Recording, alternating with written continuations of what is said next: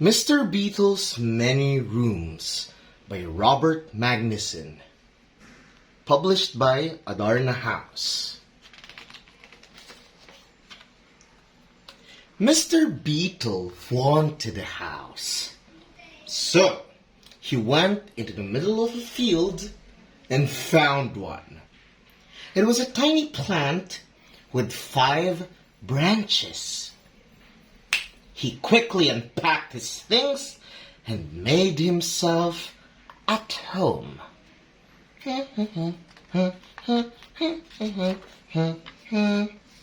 Mr. Beetle then took a look at his house. His heart swelled with joy.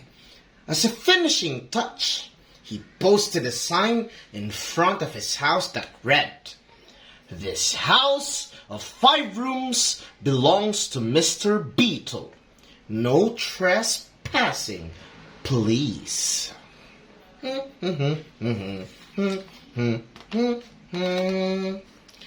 One morning, Mr. Beetle woke up to the sound of music playing.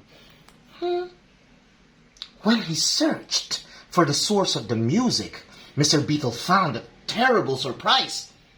A few new branches had sprouted from the top of his house. They were rooms that had not been there before. On top of one branch sat Cricket, playing a guitar. "Get off my house!" Mr. Beetle cried. "There's no room for you here!" "Please try to relax," Cricket sang. "Do listen to facts. 5 branches are yours, but the 6th one is mine. I'm only following what you wrote on your sign."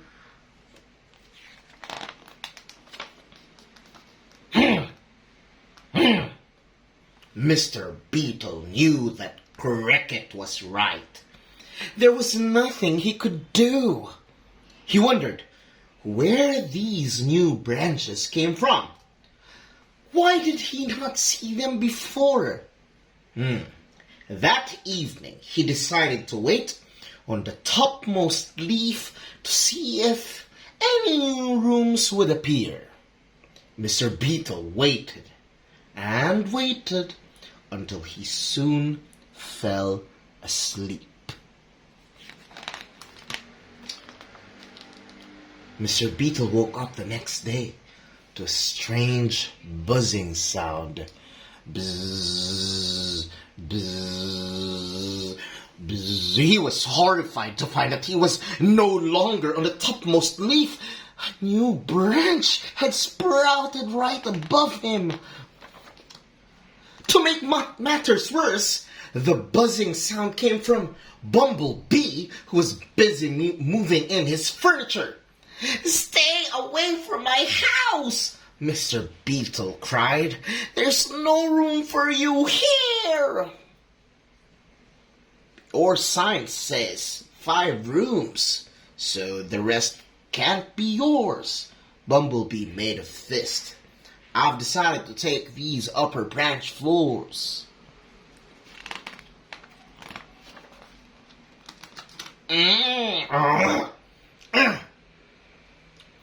Mr. Beetle could do nothing. Now that the rainy season was here, more and more rooms seemed to grow from top of his house. When the sun came out, Mr. Beetle noticed that even the 5 branches of his house had grown thicker.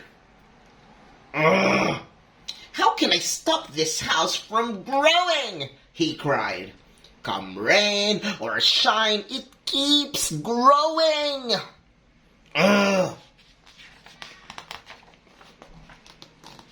Within a few months, the house grew into a small tree. All sorts of animals came to live above Mr. Beetle's rooms. A firefly came, and so did a spider, 2 caterpillars, 1 praying mantis, a ladybug, and a fly. The time came when one could barely notice Mr. Beetle's 5 rooms. One evening, Mr. Beetle sighed, I don't think this house is the right one for me. He reluctantly packed his book, his fork, his toy, and his watering can. He carried his pillow and he folded his bed. He stood in his empty bedroom and gave it one final look. I will miss you, dear plant, he said. But before Mr. Beetle could properly leave, all his neighbors leapt out of the field. They carried balloons and plates full of cake. Surprise! They all cheered. Woo! Mr. Beetle, hooray! You founded our home a year ago from today. Woo! Huh? Mr. Beetle could not believe it. His neighbors picked him up and flew him to the roof of a tree where the most dazzling party had been prepared. Bumblebee made all the yummy dishes. He turned out to be a magnificent chef. Cricket played his guitar all through the night. You've been a kind neighbor to let us all stay, he sang. We hope you're not serious about going away. They then asked Mr. Beetle to give them a speech. There's just one more thing to make our evening complete, he said. Everyone watched as Mr. Beetle took out his watering can and began to water the roots of their small tree. The one you should think is this wonderful tree, Mr. Beetle said. It made rooms for us all, and not just for me. So at the end of the day, before going to sleep, each one of them hugged their wonderful tree. Good night. Good night. Good night. Good night. Good night. Good night. The end. Mr. Beetle's Many Rooms by Robert Magnuson.